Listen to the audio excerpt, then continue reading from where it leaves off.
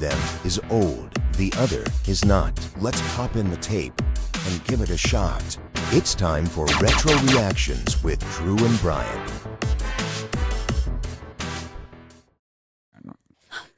And we're back. Welcome you guys missed us. That back. was a very long 10 seconds. I apologize. We know, it's the longest 10 seconds you live. It might have been longer than 10 seconds, too. I didn't really pay attention when I made it. We were just talking out through the audio. Yeah. It's okay. So all of our jewelry pieces are named after 80s movies, if you didn't know that. But in case it wasn't now obvious. you do.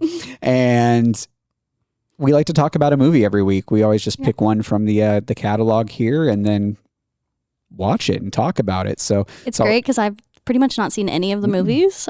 So this is like a brand new experience for me, whereas you've seen these movies many, many times. So this feels like something you've done before. So we get some pretty fun little questions out of it. And it's always good to go back and rewatch these movies too, because like they hit that childhood nostalgia thing for me. But then you also get to be like, wow, this didn't age properly, did it? And there's just a lot of things I notice in these movies where I'm like, Also, can we talk about price inflation? Yeah, that too. That's what gets me every time I watch one of these movies. Don't worry, we'll talk about it here in a moment. I have notes.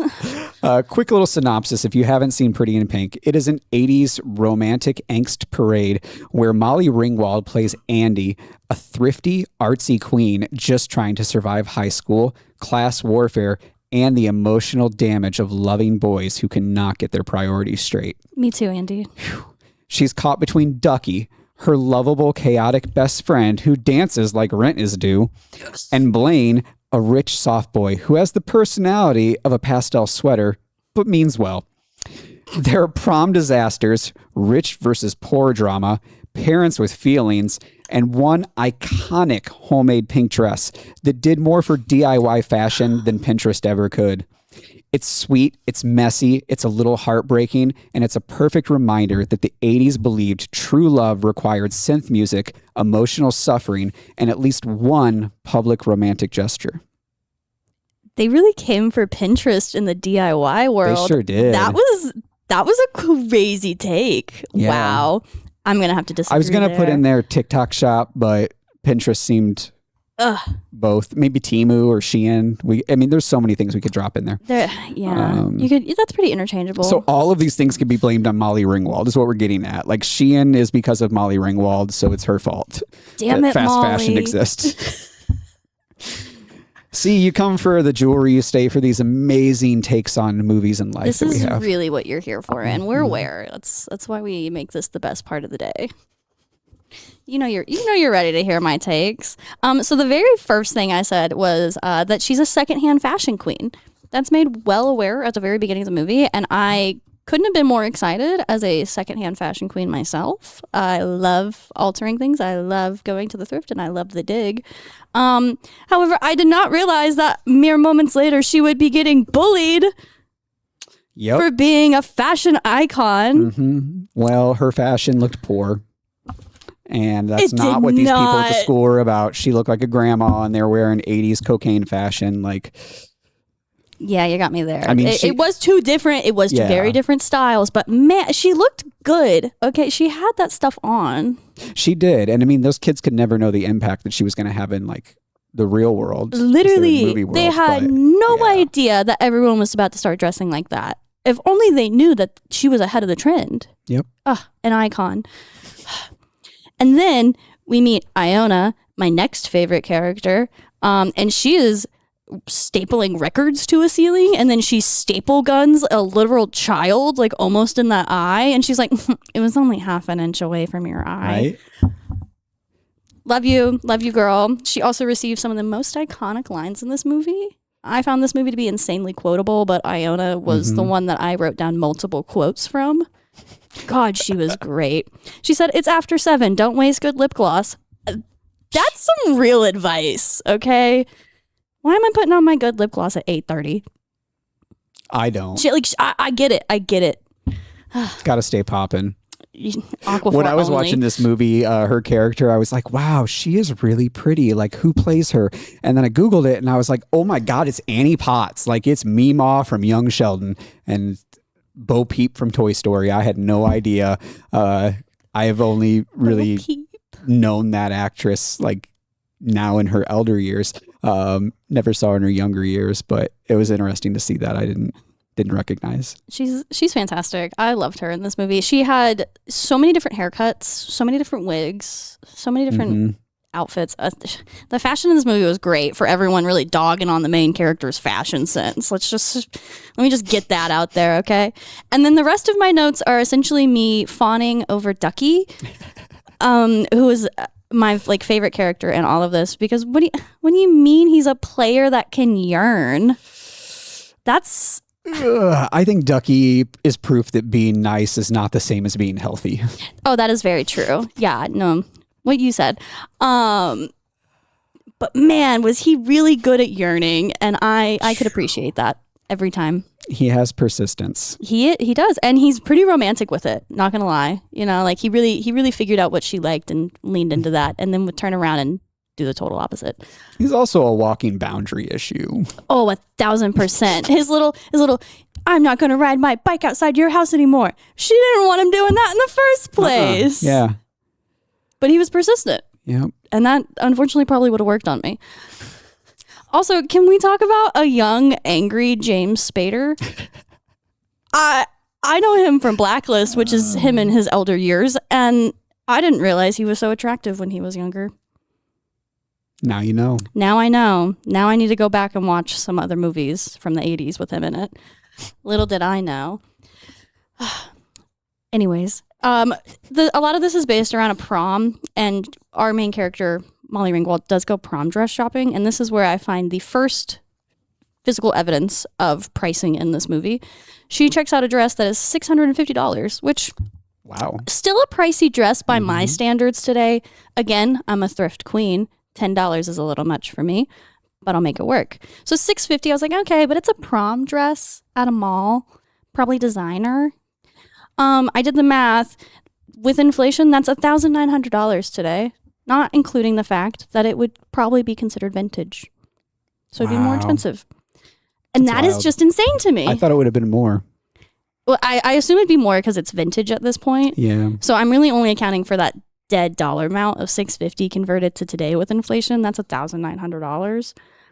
But if it's in prime condition and it's vintage with tags, I mean that's probably like a $3,000 dress. They could probably pull that from the vault and slap a giant tag on it. Hopefully they bought it and just like put it in storage and kept it real nice.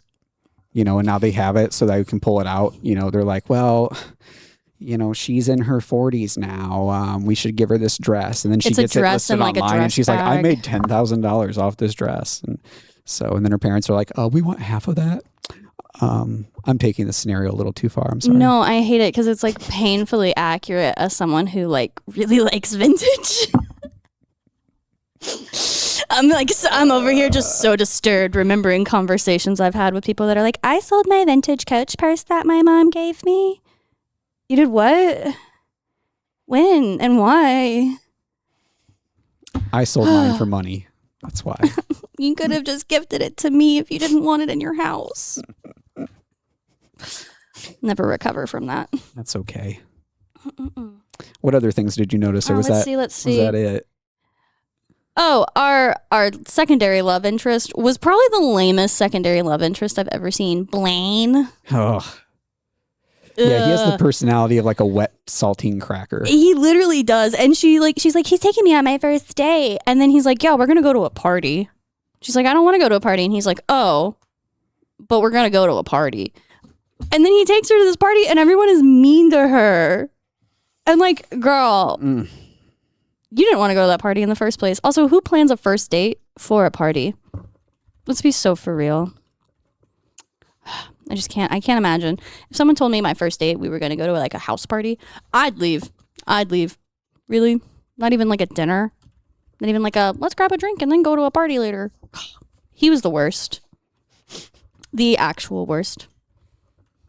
Let's see. What else do I have on here? Oh, Duckie said, I live to like you. And I have not stopped thinking about that. I did check for like iconic lines from this movie. That is considered one of the more iconic lines from this, and I see why.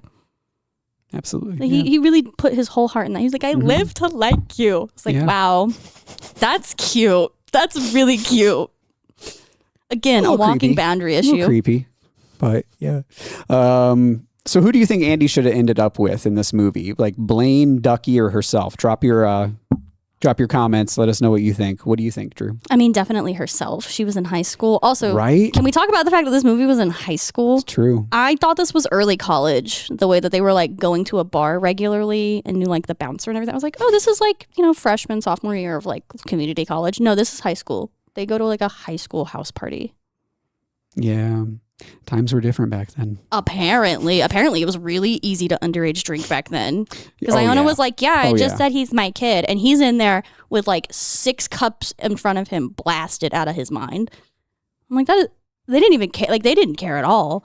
They just wanted to know who you were. Yeah. Well, I mean, this was also the time period where like you go to a restaurant and they're like, do you want to sit in smoking or non-smoking? And they're literally right next to each other. There's no like partition or wall or anything. So you're always sitting and smoking. But like people were just a lot more lax about it. Like you could smoke on airplanes. So yeah, like everybody just drank. You know, if I could have a cigarette on an airplane, I'd probably be way less stressed out. Let's be so for real. God, it might kill all the COVID in the air. That might be a benefit. Yeah. I mean, we're going to trade off for so many toxic other fumes things, in the but- air and no one can breathe, but there's no COVID. Yeah. Maybe that's what caused it, is we took smoking out of airplanes. God, we figure out all of life's mysteries on this live We stream. really solve all these problems. We sure Drop do. your problems in the comments. Let us know Yeah. what we can figure out for you. Yeah. This is no longer about jewelry. We are here for life advice. Take might it or be leave good, it. might be bad. I don't know. Take it or leave it. You got to decide if it's worth it. Oh, God. Oh, this will be fun. So I definitely think she should have ended up with herself. Yeah. I mean, she needed some time to like figure herself out. She had like a weirdly negatively positive relationship with her father. Like she needed to go to college and just get out of town for a minute. Yeah, definitely. Because neither one was really like a good choice for her. Yeah. Like Duckie would have been. He would have been a love bomber. Like he would have Oh my just sat around God. love bombing her 24/7. And Constantly. she was already a pretty independent lady. Yeah, So like yeah. she didn't need all that. But also Blaine was just literally a wet bag. Blech. Hey, guess what? Fun fact. Duckie was originally supposed to end up with Andie, but the test I audiences. see why. The test audiences hated it, so they changed it later in production. And Molly Ringwald did not like the final ending. She felt like Duckie deserved better as a person, but shouldn't have gotten her as a reward. I mean, I wanted to see like some actual character development with him, which I don't think we fully got that. No. Like I saw him grow a little bit, but like a very little amount, and I'm giving him a lot of like leeway with that statement. And I feel like the movie the entire point of the movie was like classism, and rich versus poor and stuff like that. So, And if but she they ended had up to- with the rich guy, she was Yeah. kind of wrong. And if she ended up with the poor guy, she was also still kind of wrong. So like she just needed to end I up with feel like- herself fully and completely. I feel like they put him in because they needed like another love interest to get in the way, but they didn't develop his character because they didn't really care. They're like, well, we already have Andie who's like lower class, and then we have Blaine who's upper class. So we already have that. We're good, but they got to stick somebody in there. So Yeah, I mean they just don't needed know. to develop that character a little bit more and make him have like a self-realization of his worth as well, and like maybe not be so love bomby. But and people can't be perfect, I guess. I guess. I did hear that there was like a secondary movie about Andie and Duckie, but I saw that on a Reddit thread, and I didn't look any further into that, so I don't know if that's real. I've never heard of that. Okay, well maybe we have something to Google later. Yes, I'll forego doing that right now and save you guys all that nonsense. Me going, I don't know. It doesn't make sense. What is this? It's a fan theory. So would you say that this movie aged well? I'm gonna say it kind of. I feel like it falls in the middle. Like it's got some really good like class discussions in it. Like okay, like rich people, poor people, how we treat those people. But like it didn't age perfectly. It had some opportunities, so I'm gonna meet it in the middle and say kinda. little 50-50. I agree. Yeah. Okay. Let's give our votes on this movie. 1, 2, 3. We liked it. Yeah. It was a good flick. Okay, yeah. It's very enjoyable. Yeah. Like, you're going to watch it, you're going to be entertained. If nothing else, you can enjoy like the outfits that they're wearing on my behalf. It was fun. It was worth it. It was definitely worth saying I now officially seen it. Yep. And I mean, John Hughes made it. So like, you've watched all his other movies. You've seen Breakfast Club and Home Alone and all that good stuff. So like, watch this one too. And there's a young James Spader. If that interests anybody, it interests me. If anything, that's worth it. God, he was just so angry the whole time. Loved him for that. He's such a cutie. You know what else is cute? The pretty and pink jewelry that we have. It's so cute. Look at these. Now they're not pink stones unless you want them to be pink stones. We can make that happen. But these little butterfly guys, like, look at how adorable they are. We've got the marquee with the little rounds at the bottom to make the two parts of the wing. And they're so fun. And they're so flush set. It's insane how flat these got. Super flat. Like that, it makes them so comfortable to wear on like a flat, on a lobe. They fit great in a conch as well. But also like a nostril. When I was working in studios, I had people that really liked butterflies on their nostrils, but they stood really, really tall. So when we were designing this, that was a big, like, we've got to make them flat.